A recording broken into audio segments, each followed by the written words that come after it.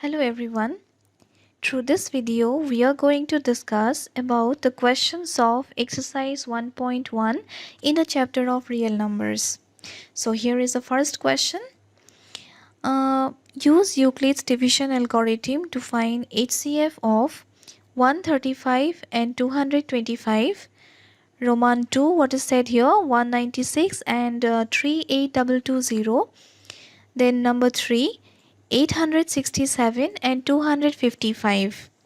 Let us start with the first part, 135 and 225. What is Euclid's division algorithm? We had already gone through in the previous video in the preliminary informations of this exercise.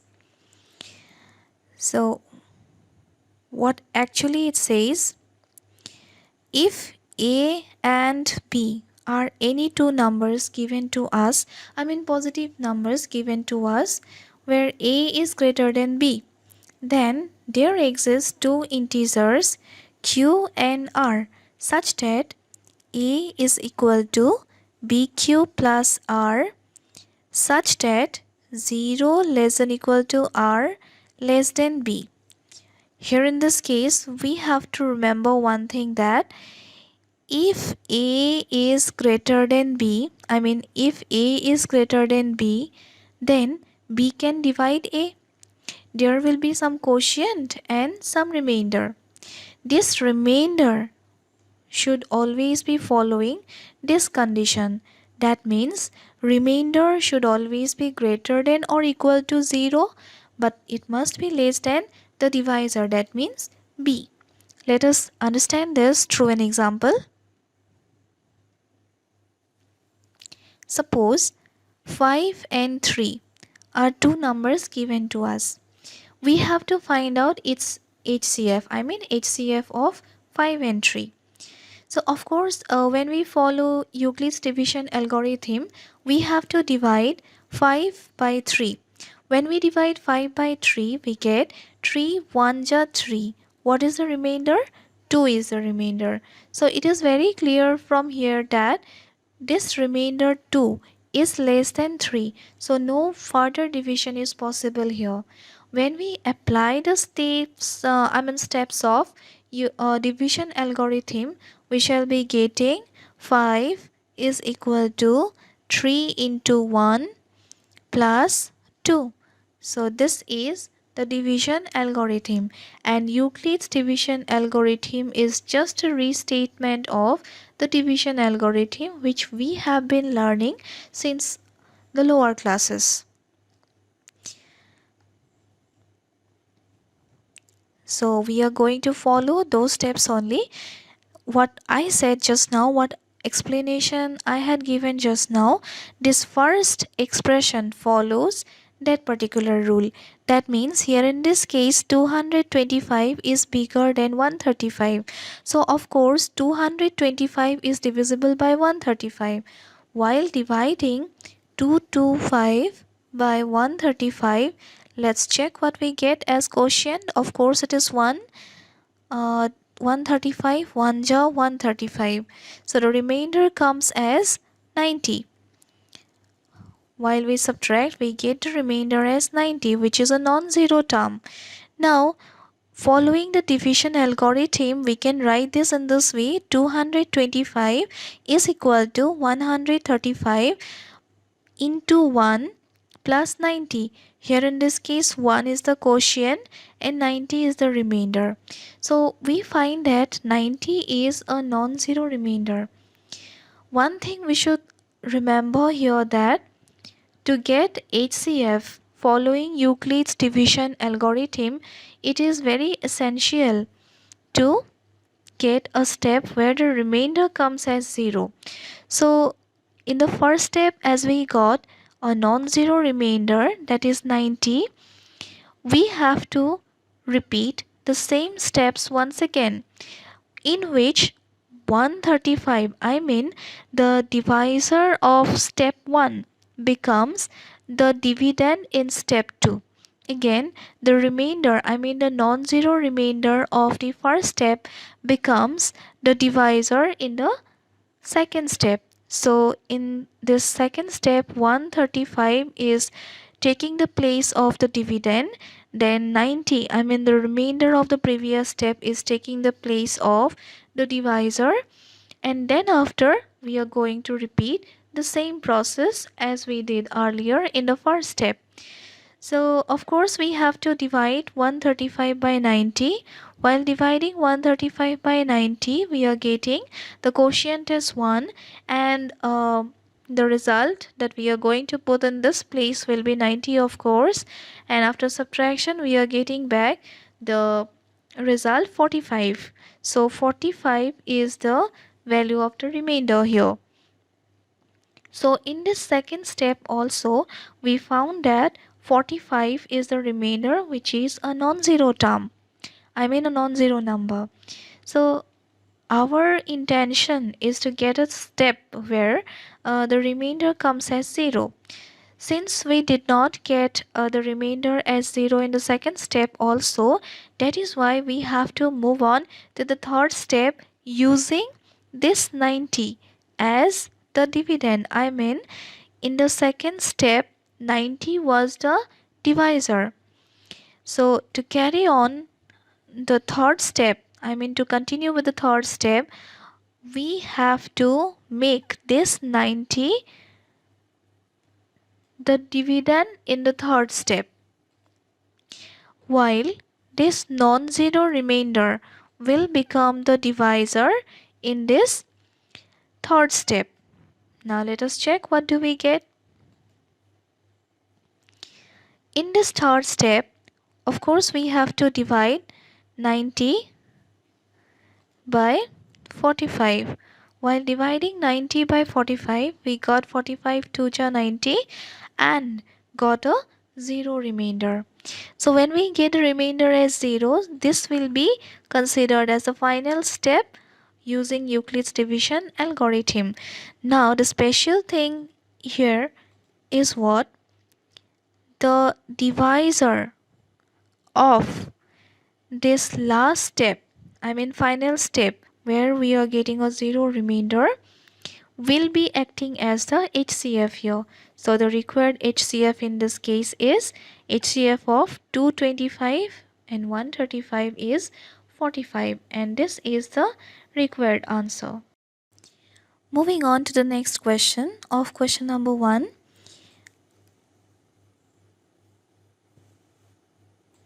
Here we find two numbers 196 and 38220. In these two numbers, we find that 38220 is greater than 196. So like the previous question, here also we have to apply Euclid's division algorithm. Applying Euclid's division algorithm, the first thing that we have to do here is what? We have to divide the bigger number by the smaller one to get some quotient and some remainder. So let us check here.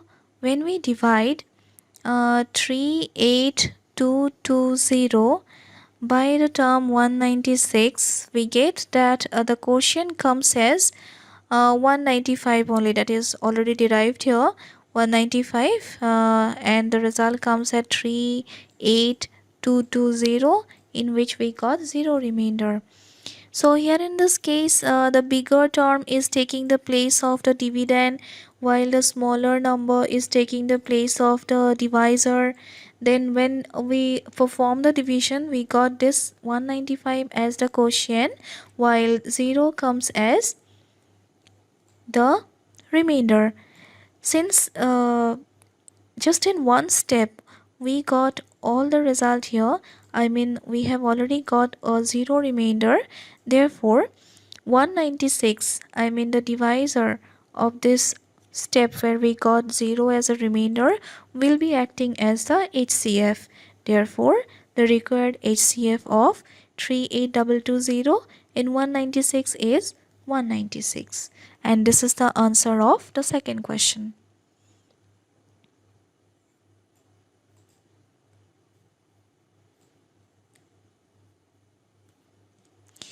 So here is the third question on the question number 1. So here we find what? Two numbers, sorry, 867 and 255.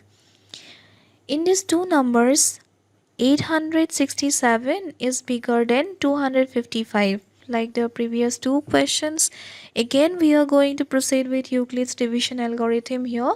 And what do we have to do here? The bigger number should be divided by the smaller one.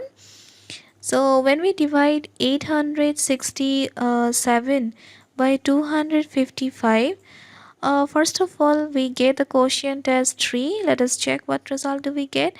3 5 are 15, 1 left. Then 3 5 are 15 again, plus 1 6. Then again 1 left. 3 2 are 6 plus 1 7. So on subtraction we got result 102, and that is what we have to put here. 867 will be taking the place of the dividend, while 255 will be acting as the divisor. After that, when we perform the division, we got 3 as the quotient and 102 as a remainder. To get HCF, of course, we have to derive a step where the remainder comes as 0. In this case, as this is a non-zero remainder, we have to continue with the same steps. So again, in the next step, in the second step, 255, the divisor of the first step will be taking the place of the dividend in the second step. Again, the non-zero remainder will be taking the place of the divisor in the second step. So let us check what do we get when we divide 255. Of course, we have to perform division once again. We have to divide 255 by 102. While dividing 255 by 102, we got 102 into 2, it is 204. Then what remainder comes here? 51. We got the remainder as 51.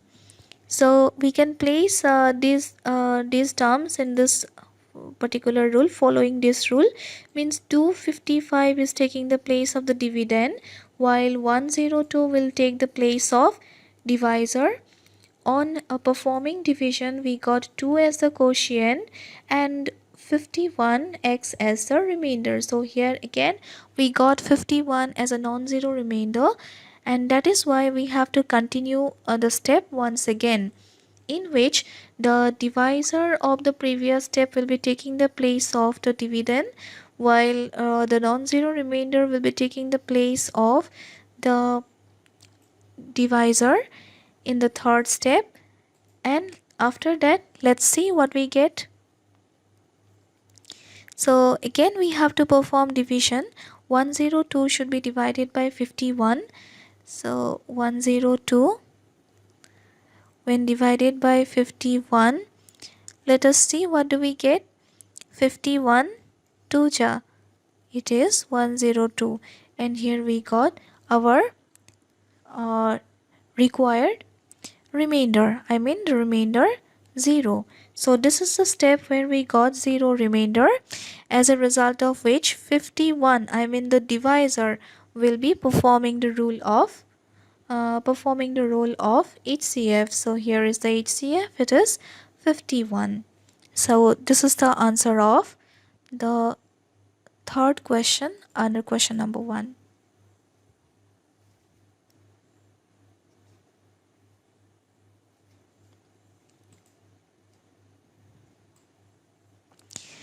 Now moving on to question number 2.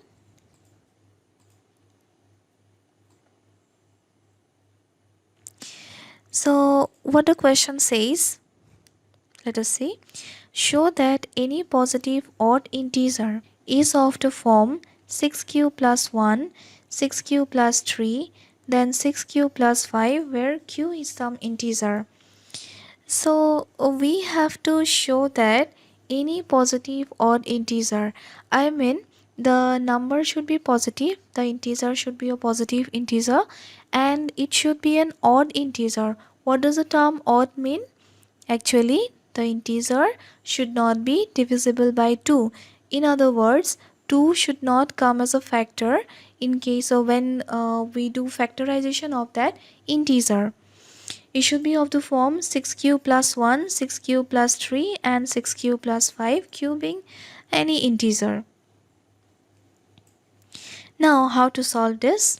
So, in this case, we consider any positive integer a. Suppose a is any positive integer, and along with this we consider another integer b, in which actually here in this case certain things can be observed. 6q plus 1, 6q plus 3, 6q plus 5, these are certain formats. If I consider say any integer, this odd integer, let us consider the integer to be a. Let us consider the integer to be a such that it can take the form 6q plus any number r. Actually, in this question, the value 6q, 6q, 6q remains constant. We can observe changes in the later part of these expressions. I mean 1, 3, 5. These are the changes we can observe here. That is why it is better to consider the number, I mean the integer, as which actually whether it is odd or even, that is not yet decided. We have just considered the integer to be a. Whether it is positive, I mean of course it has to be positive. Whether it is odd or even, that will be decided later on while solving the sum. Okay, so when we consider the integer to be a, we have decided to consider another integer b. Say a and b are two integers. Now, as we can observe here,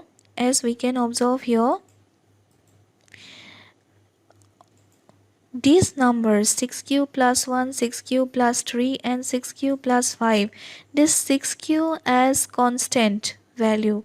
That is why we consider, I mean we can relate a and b in this way. A plus bq plus r.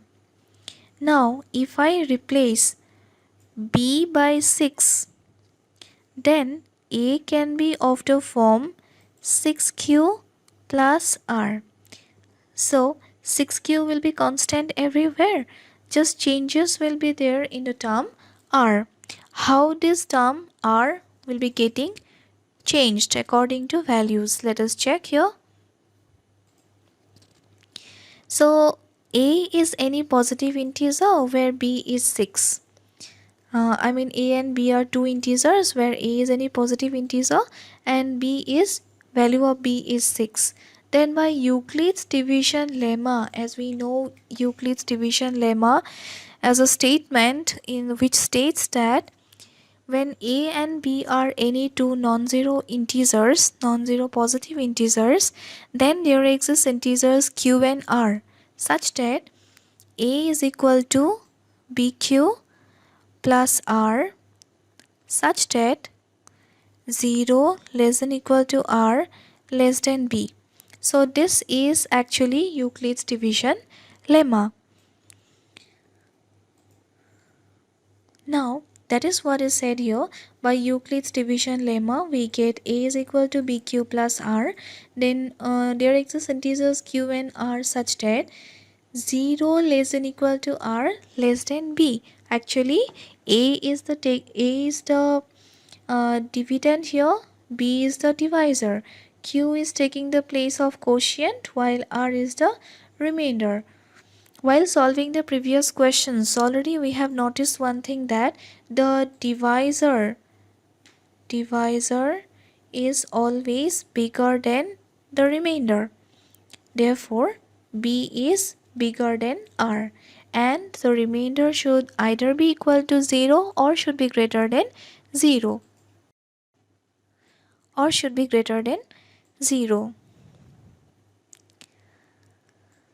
So that is what we have observed here. Now when we replace b by 6, we got a is equal to 6q plus r for 0 less than equal to r less than 6. That means this b will be getting replaced by 6.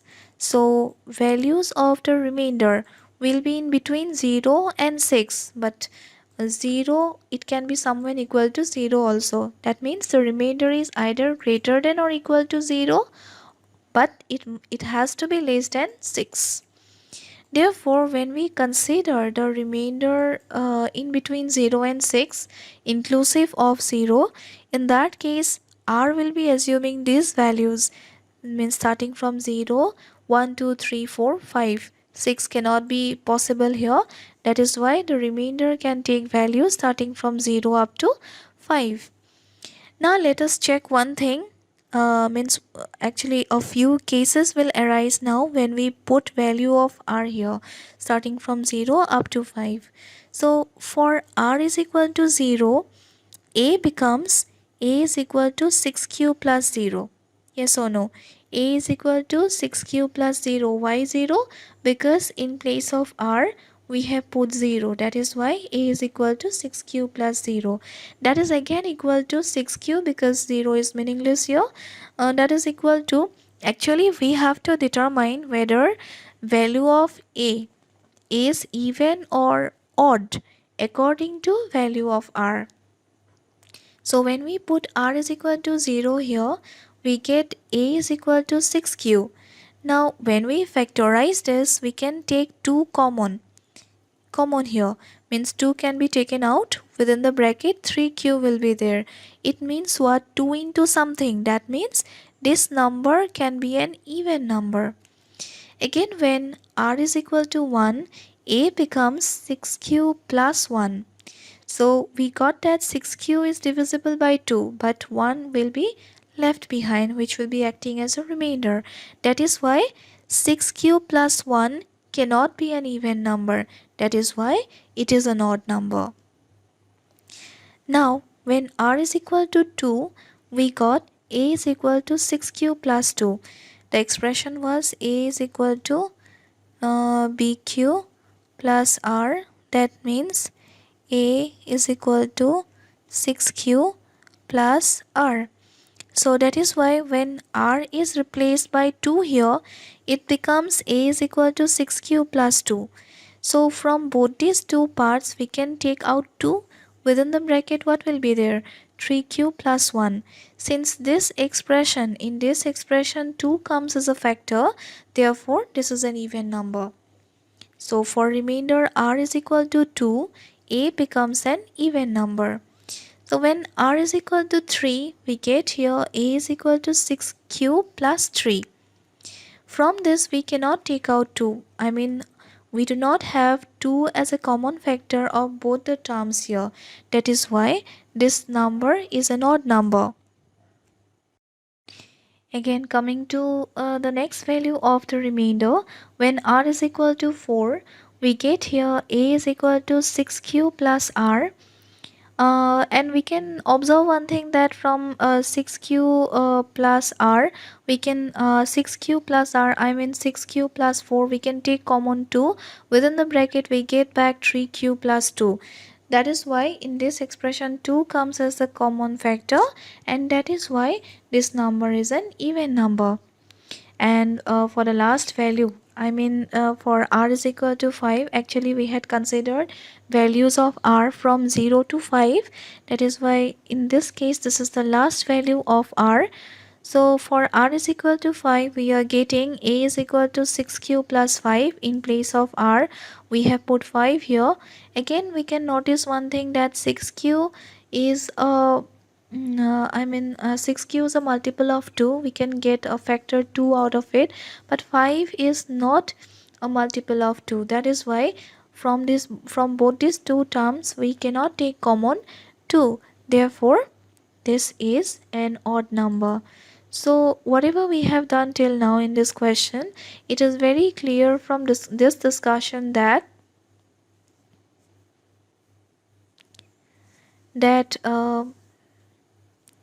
In the previous slide, we got this as an odd number. I mean this number as an odd number, 6q plus 1, while in this case we got 6q plus 3 as an odd number and 6q plus 5 as another odd number. So it is very clear that 6q plus 1, then 6q plus 3, then 6q plus 5 are odd positive integers for some integer q. Now, in the example questions of this exercise, this type of questions, two questions are available. So these questions, in these two questions also, this format only we shall have to apply for getting the required answer. Now coming to question number 3 of this exercise, what is said here? An army contingent of 616 members is to march behind an army band of 32 members in a parade. The two groups are to march in the same number of columns. What is the maximum number of columns in which they can march? So what is said here? Total 616 members we have in the army contingent. It has to march behind an army band of 32 members in a parade. So these two groups are to march in the same number of columns. That means, what is the number of columns?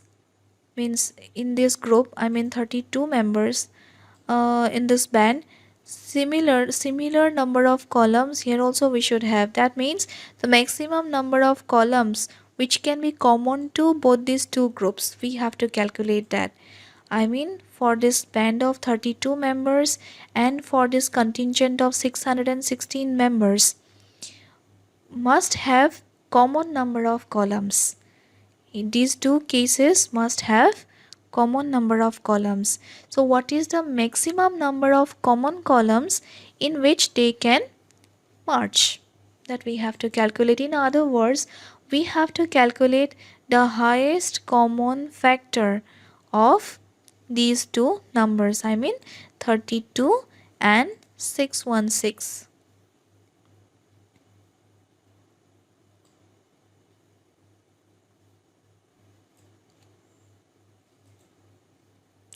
So here is the solution. What is said here? Here the total number of members is 616, that is already mentioned in the question, and each army band has 32 members. It is said that this army contingent of 616 members will have to march behind an army band of 32 members. That means these 32 members will be forming certain columns.